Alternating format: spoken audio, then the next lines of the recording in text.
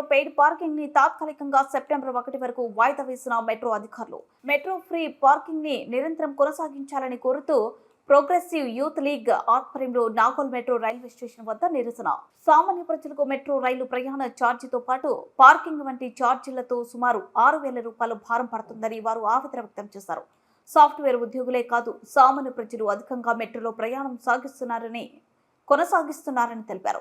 మెట్రోకి సంబంధించిన అధికారులు రాష్ట్ర ప్రభుత్వం మెట్రో ఫ్రీ పార్కింగ్ పై పర్మనెంట్ ఫ్రీ పార్కింగ్ గా నిర్ణయం తీసుకోవాలని వారు డిమాండ్ చేశారు. ప్రయాణికులపై ఆర్థిక భారం అదనంగా మోపొద్దు.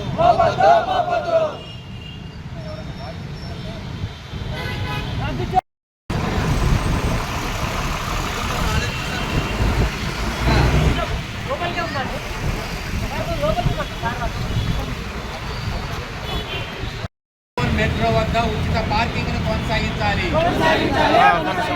ఉచిత పార్కింగ్ ని కొనసాగించాలి.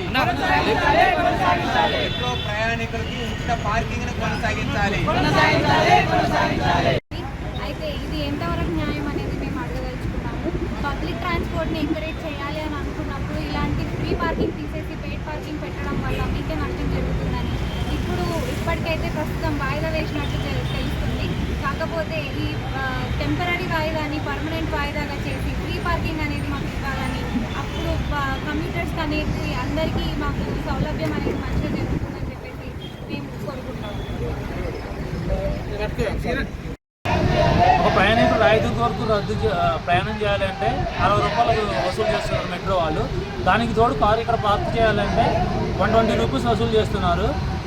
అండ్ 60, 120 ప్రయాణానికి అండ్ పార్కింగ్కి 120 కలిపి 240 ప్రయాణికుల మీద చాలా అదనపు భారం పడుతుంది. సో ఇంతవరకు ఎలా ఫ్రీ పార్కింగ్ కల్పించారో అలాగే ఫ్రీ పార్కింగ్ని ఇచ్చి ప్రయాణికుల మీద అదనపు భారం తగ్గించాలని ఎలాంటి వారిని గవర్నమెంట్ని